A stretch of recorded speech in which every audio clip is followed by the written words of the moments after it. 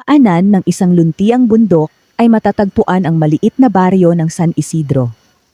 Tahimik ang lugar, napapaligiran ng malalawak na bukirin, ilog na malinaw ang tubig, at kagubatang hitik sa matatandang puno. Bagamat sagana sa likas na yaman ang paligid, karamihan sa mga naninirahan doon ay namumuhay pa rin sa kahirapan. Isa sa kanila si Mateo, isang binatang 25 taong gulang. Mula pagkabata ay naranasan na niya ang hirap ng buhay. Maaga niyang nawala ang kanyang ama dahil sa matinding karamdaman. Ang kanyang ina namang si Aling Rosa ay namamasukan sa iba't ibang bahay upang may maipambili sila ng pagkain. Lumaki si Mateo na walang marangyang gamit o magagarang damit. Ngunit sa kabila nito, kilala siya sa baryo bilang isang mabuting tao. Hindi siya marunong manlamang ng kapwa at lagi siyang handang tumulong kahit kapos din siya. Tuwing madaling araw ay pumupunta siya sa kagubatan upang mamulot ng kahoy na panggatong. Kapag natapos iyon ay tumutulong naman siya sa mga magsasaka kapalit ng kaunting bigas o ilang baryang sahod. Madalas siyang pagtawanan ng ilang mayayamang tao sa baryo. Hanggang pagtanda mo, mahirap ka pa rin. Minsang sinabi ng isang negosyanteng dumaraan sa kanilang kubo. Ngumiti lamang si Mateo. Hindi habang buhay, pare-pareho ang kapalaran. Iyon lamang ang lagi niyang isinasagot. Isang gabi, habang kumakain sila ng kanyang ina ng simpleng lugaw, napansin niyang halos wala ng laman ang kanilang sisidlan ng bigas. "Anak," mahinang sabi ni Aling Rosa, "baka bukas wala na tayong maisaing." "Huwag kayong mag-alala, inay. Maghahanap ako ng dagdag na pagkakakitaan." Ngumiti ang matanda ngunit halatang puno ng pag-aalala ang kanyang mga mata. Kinabukasan ay nagpunta si Mateo sa kagubatan na mas malayo kaysa dati. Balak niyang magputol ng mga natumbang kahoy upang maibenta sa bayan. Habang naglalakad ay napansin niyang tila kakaiba ang bahaging iyon ng gubat. Mas tahimik kaysa karaniwan. Wala halos marinig na huni ng ibon. Bigla niyang narinig ang mahinang daing. Lumapit siya at nakita ang isang matandang lalaki na natabunan ng malaking sanga ng puno. Mabilis niya itong tinulungan. "Salamat, iho," sabi ng matanda. "Walang anuman po. Marami ang dumaan dito ngunit walang tumulong. Hindi ko po kayang iwan ng isang taong nangangailangan." Ngumiti ang matanda. "Napakabuti mong tao." Tinulungan pa ni Mateo ang matanda hanggang makainom ito ng tubig. Makalipas ang ilang sandali ay nagsalita muli ang matanda. "Bilang pasasalamat, may nais akong ibigay." Umiling si Mateo. "Hindi na po kailangan." Ngunit inilabas ng matanda mula sa kanyang lumang supot ang isang maliit na batong kulay bughaw. Kakaiba ang kinang nito kahit natatakpan ng lupa. Ito ang mahiwagang bato. Napakunot noo si Mateo. "Mahiwaga?" "Oo." "Para saan po?" "Ang batong ito ay tumutulong lamang sa taong may mabuting puso." Napangiti si Mateo ngunit hindi siya naniwala. "Kung gayon po ay aalagaan ko ito." Iniabot ng matanda ang bato. "Huwag mong gamitin sa kasakiman. Kapag naging sakim ang may-ari nito, mawawala ang lahat ng biyayang ibinibigay nito." Bago pa makapagtanong si Mateo, ay unti-unting naglakad palayo ang matanda. Maya-maya lamang ay nawala ito sa gitna ng makakapal na puno. Nagulat si Mateo. Napakabilis nitong nawala na tila naglaho. Inuwi niya ang bato. Pagdating sa bahay ay inilagay lamang niya ito sa ibabaw ng lumang mesa. Hindi niya masyadong pinansin ang sinabi ng matanda. Kinabukasan ay maagang nagising si Mateo upang muling maghanap ng trabaho. Ngunit paglabas niya ng bahay ay may nakita siyang isang maliit na supot. Binuksan niya ito. Naglalaman iyon ng ilang pirasong pilak. Napatingin siya sa paligid. Walang tao. Wala ring bakas kung sino ang nag-iwan. Inisip niyang baka may nalaglag lamang. Buong araw ay naghahanap siya kung sino ang may-ari, ngunit walang nag-angkin. Pag-uwi niya ay muli niyang nakita ang mahiwagang bato. Mas maliwanag ang kinang nito kaysa kahapon. Hindi niya alam na iyon pa lamang ang simula ng malaking pagbabago magaganap sa kanyang buhay. Lumipas ang ilang araw. Hindi pa rin nawawala sa isip ni Mateo ang mahiwagang bato. Tuwing madaling araw ay tila kumikislap ito ng banayad bago sumikat ang araw. Isang umaga ay nagtungo siya sa ilog upang mangisda. Karaniwan ay 2 o 3 isda lamang ang kanyang nahuhuli.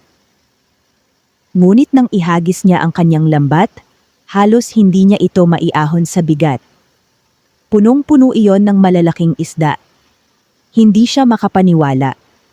Sa unang pagkakataon ay nakapagbenta siya ng napakaraming huli sa palengke. Malaki ang kanyang kinita. Agad siyang bumili ng bigas, gulay, kaunting karne, at gamot para sa kanyang ina. Napaluha si Aling Rosa. Ngayon lang tayo muling nakakain ng ganito. Ngumiti si Mateo. Unti-unti na rin tayong aangat. Hindi pa rin niya iniisip na may kinalaman dito ang mahiwagang bato. Lumipas pa ang ilang linggo. Habang nagbubungkal siya ng maliit nilang bakuran upang magtanim ng gulay, may tumama sa kanyang pala. Inalis niya ang lupa. Isang lumang palayok ang nakabaon. Nang buksan niya ito ay naglalaman iyon ng mga lumang pilak na barya. Hindi naman ganoon karami ngunit sapat upang makapagsimula ng maliit na negosyo. Nagpatulong siya sa ilang kapitbahay upang magtayo ng maliit na tindahan. Hindi siya nanloko sa presyo. Hindi rin siya nagkulang sa timbang. Dahil dito ay lalong dumami ang bumibili sa kanya. Unti-unting lumago ang kanyang kabuhayan. Napansin ng ilang tao sa baryo ang kanyang pag-asenso. Nandaya yata si Mateo. Baka may ninakaw. Baka may nakatagong kayamanan. Iba't ibang usapan ang kumalat. Ngunit wala siyang pinapansin. Mas inuna niyang tulungan ang kanyang ina at ang ilang matatandang walang makain. Tuwing may sobrang pagkain sa tindahan, ay ipinamimigay niya ito sa mga nangangailangan. Isang gabi, habang isasara niya ang tindahan, muli niyang napansin ang mahiwagang bato. Mas maliwanag na ngayon ang bughaw nitong liwanag. Biglang may mahinang tinig na tila nang gagaling dito. Patuloy mong gamitin ang biyaya sa kabutihan. Napaatras si Mateo. Hindi niya alam kung guni-guni lamang iyon. Ngunit mula sa gabing iyon ay nagsimula na siyang maniwalang tunay ngang may kapangyarihan ang batong ibinigay ng matandang kanyang tinulungan.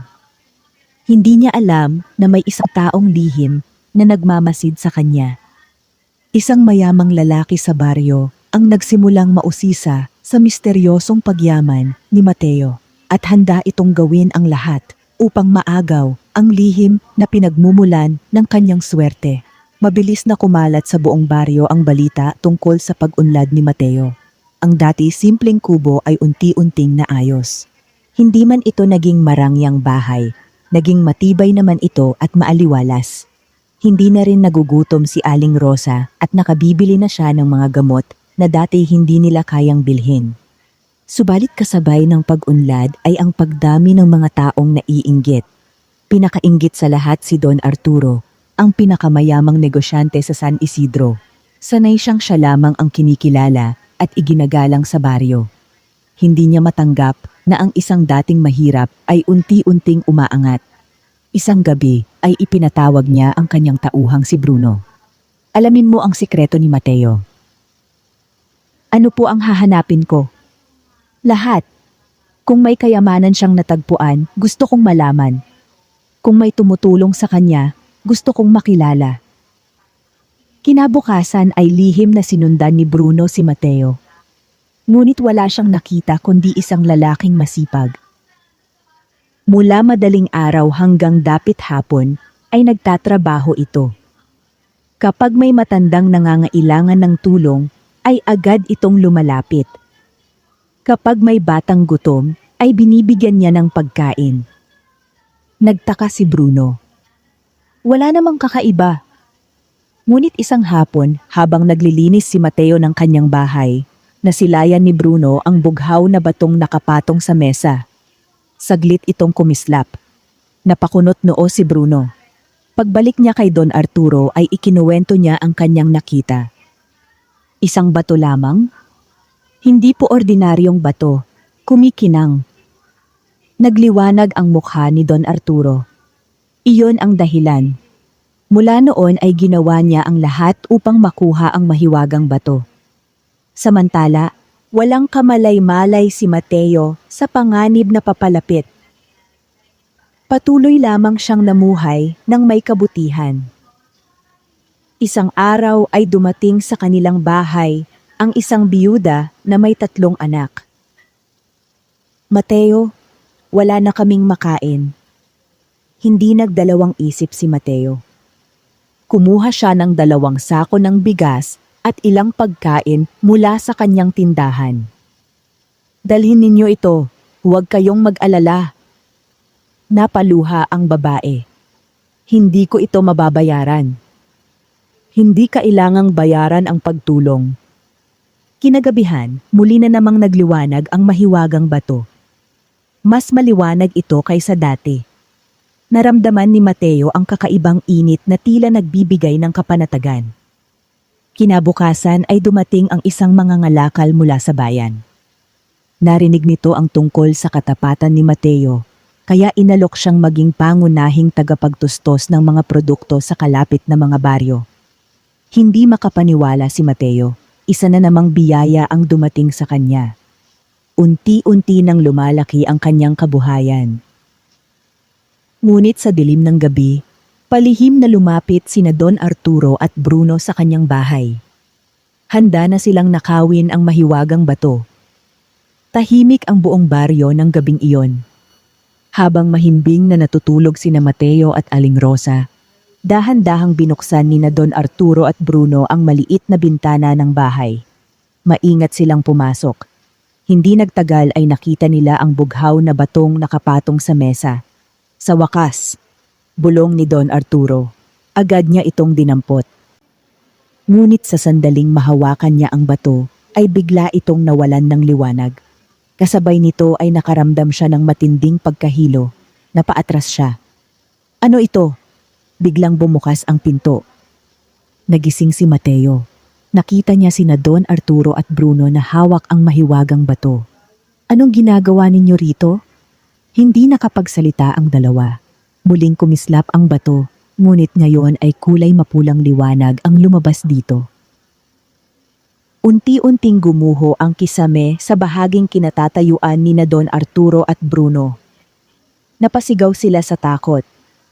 Mabilis silang tumakbo palabas ng bahay. Pagkalabas nila ay biglang tumigil ang lahat. Tahimik na muling nagliwanag ang bato sa kulay bughaw.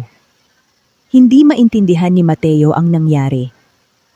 Kinabukasan ay nagising si Don Arturo na may masamang balita. Nasunog ang isa niyang bodega dahil sa aksidenteng natumbang lampara. Nalugi rin ang ilan niyang negosyo matapos siyang lokohin ng mga kasosyo niyang dati niyang pinagsamantalahan. Sunod-sunod ang kanyang naging kamalasan. Naalala niya ang sinabi ni Bruno. Simula nang kunin ninyo ang bato, saka nagsimula ang lahat. Napayuko si Don Arturo.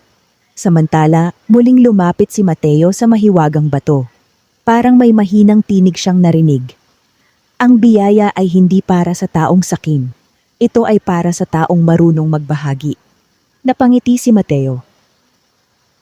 Mas lalo niyang naunawaan na ang tunay na kayamanan ay hindi lamang nasusukat sa dami ng salapi, kundi sa kabutihang naibibigay sa kapwa. Ngunit hindi pa rito nagtatapos ang kanyang pagsubok. Sa kabilang bundok ay may isang makapangyarihang lalaki na nakarinig tungkol sa mahiwagang bato. At hindi lamang pagnanakaw ang balak nito. Handa siyang gawin ang lahat, kahit manakit o pumatay, upang mapasakamay ang mahiwagang bato. Lumipas ang ilang linggo matapos mabigo sina Don Arturo na maagaw ang mahiwagang bato. Muling naging payapa ang buhay ni Mateo.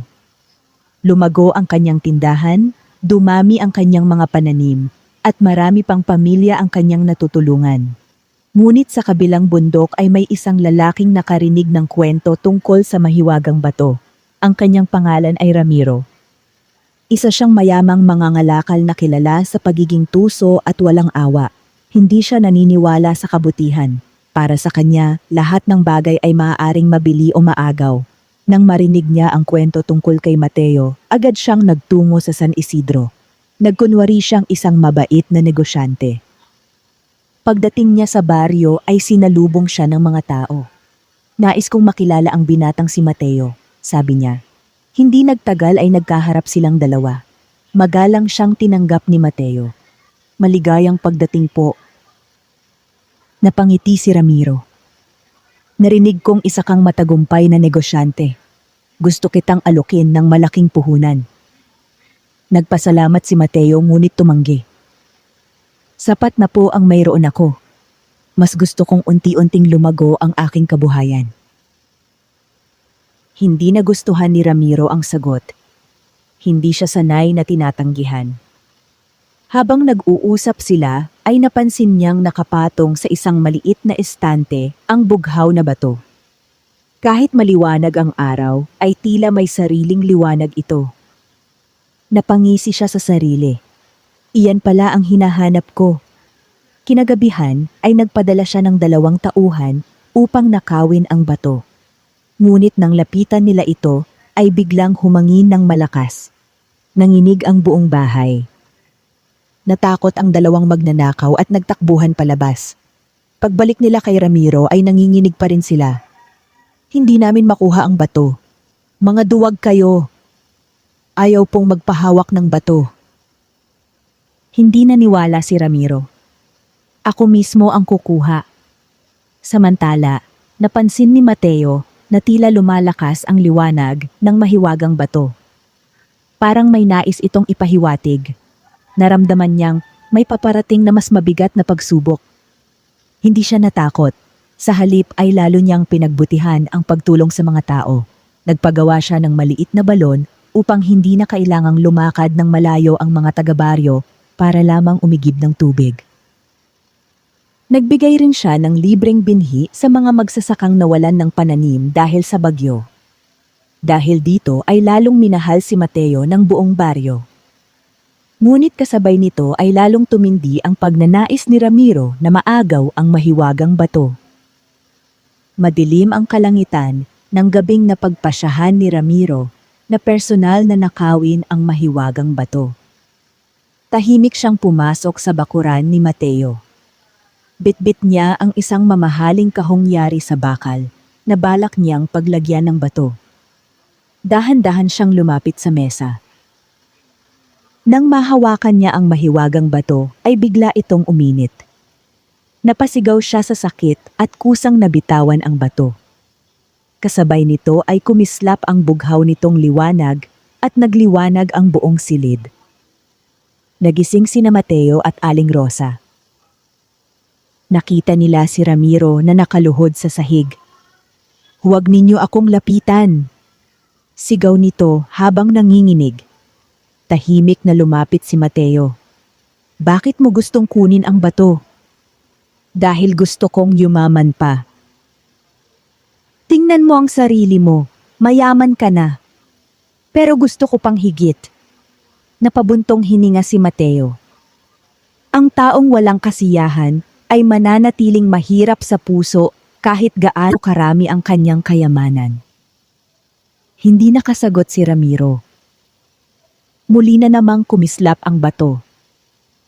Sa pagkakataong iyon, ay bumalik sa isip ni Mateo ang matandang lalaking kanyang tinulungan sa kagubatan. Naalala niya ang mga salitang binitiwan nito. Ang batong ito ay nagbibigay lamang ng biyaya sa taong may mabuting puso. Kapag nanaig ang kasakiman, mawawala ang lahat. Unti-unting tumulo ang luha ni Ramiro. Ngayon lamang niya naunawaan na ang hinahabol niyang kayamanan ay hindi kailanman magbibigay ng tunay na kaligayahan. Humingi siya ng tawad kay Mateo. Hindi ko na uulitin. Ngumiti si Mateo. Ang pinakamahalagang kayamanan ay ang pagkakataong magbago. Mula noon ay umalis si Ramiro sa San Isidro na may bagong pananaw sa buhay.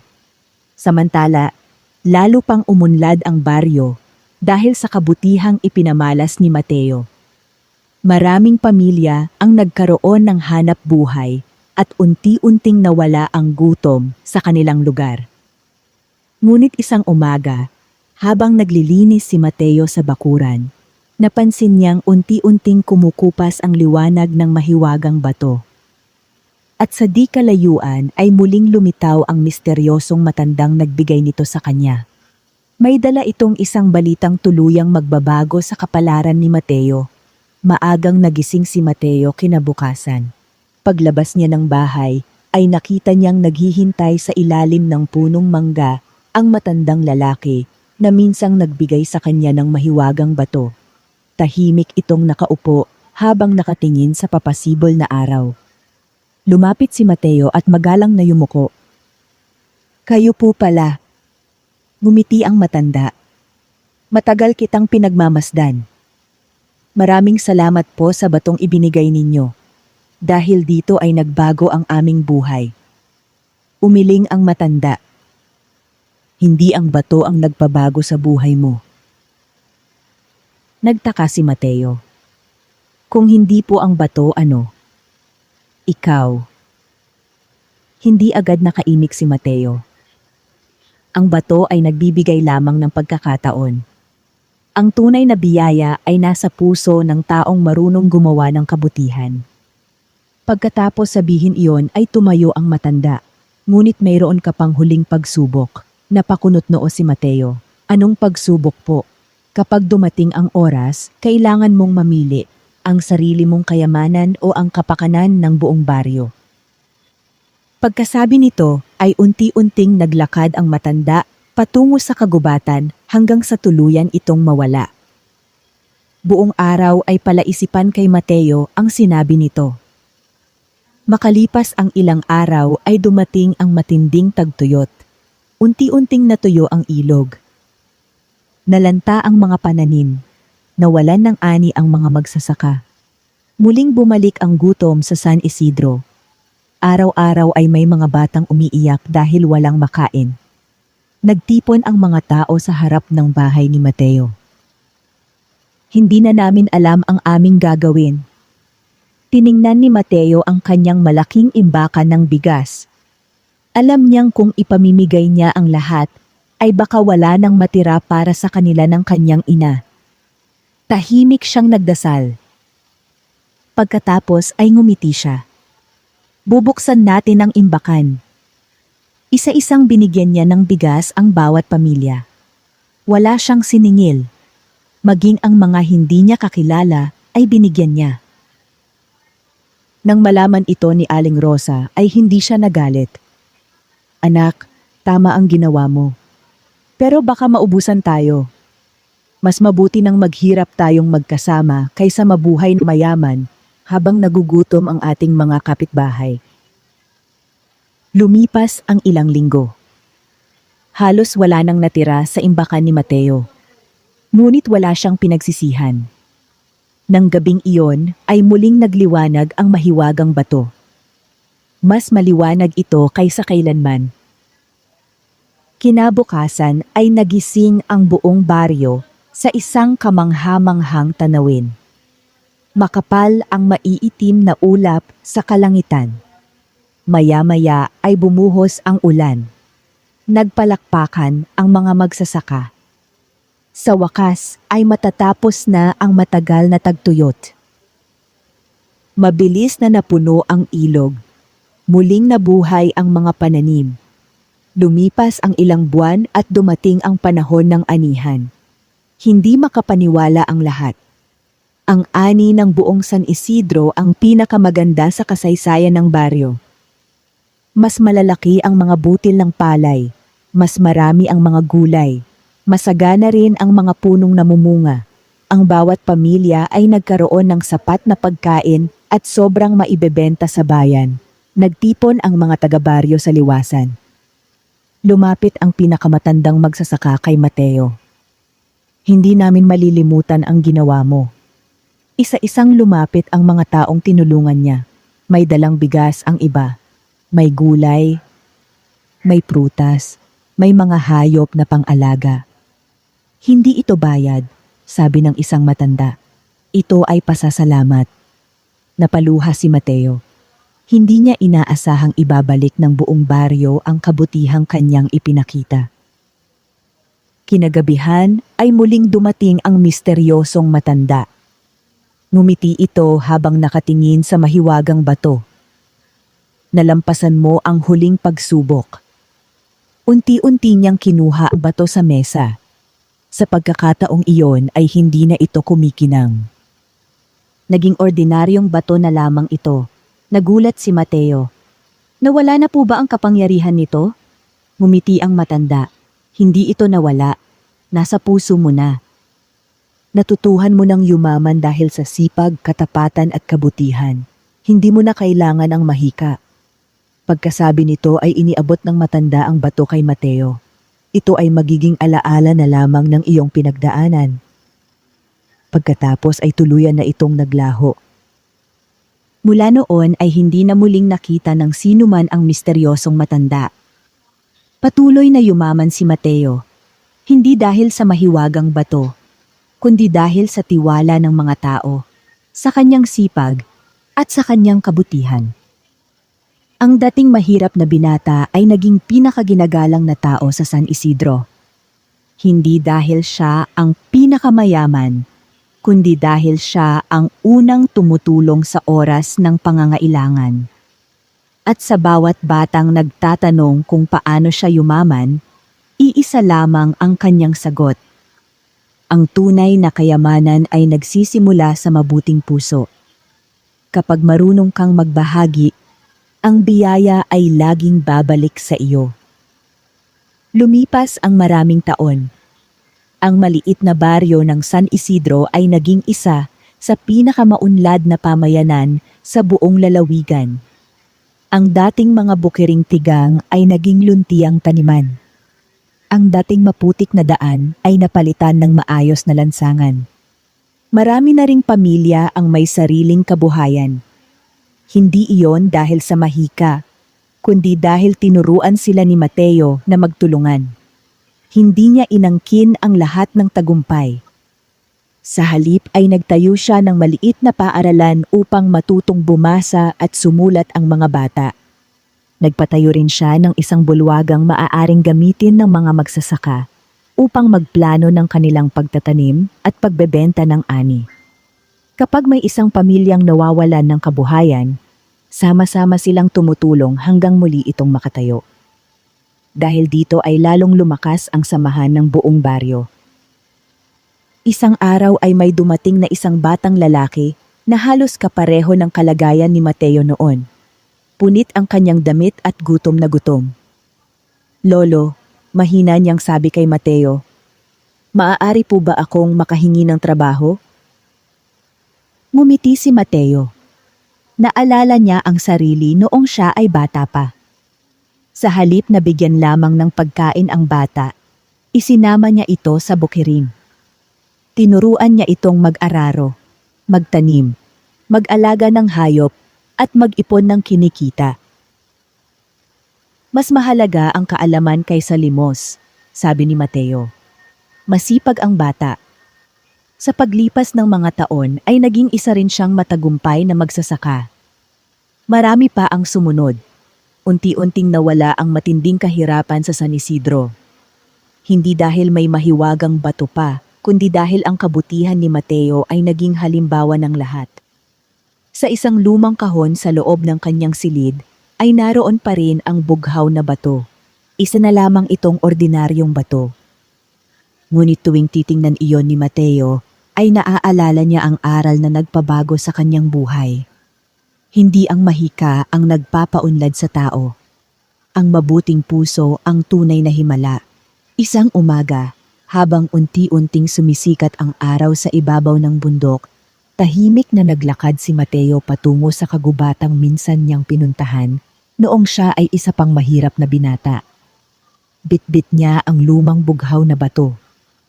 Huminto siya sa ilalim ng matandang puno kung saan niya unang nakita ang misteryosong matanda.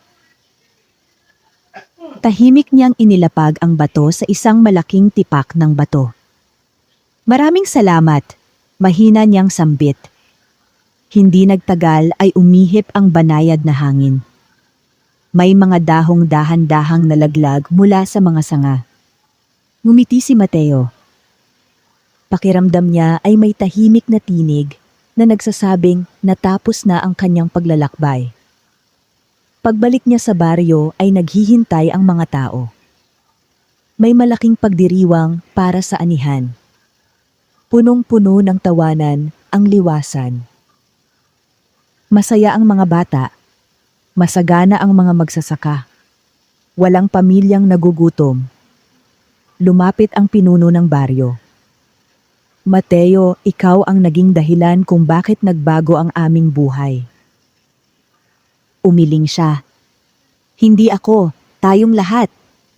Nagpalakpakan ang mga tao. Mula noon ay ipinagpatuloy ng bawat isa ang pagtutulungan. Ang mga may sobra ay nagbibigay sa kapos. Ang mga kabataan ay nagsisipag upang maipagpatuloy ang magandang halimbawa. Ang mga matatanda naman ay nagtuturo ng karunungan sa susunod na salinlahi. Lumipas pa ang maraming taon. Naging alamat sa San Isidro ang kwento ng isang mahirap na binatang yumaman dahil sa mahiwagang bato. Ngunit ang mga tunay na nakakakilala kay Mateo ay alam ang buong katotohanan. Ang mahiwagang bato ay naging simula lamang. Ang tunay na dahilan ng kanyang tagumpay ay ang kanyang sipag, katapatan, pananampalataya at walang sawang pagtulong sa kapwa. At hanggang sa mga susunod na henerasyon ay patuloy na ikinukuwento ng mga magulang sa kanilang mga anak ang kanyang buhay. Hindi upang maghanap ng mahiwagang bato, kundi upang ipaalala na ang pinakamalaking kayamanan sa mundo ay ang pusong marunong magmahal, magbahagi at gumawa ng mabuti. Wakas.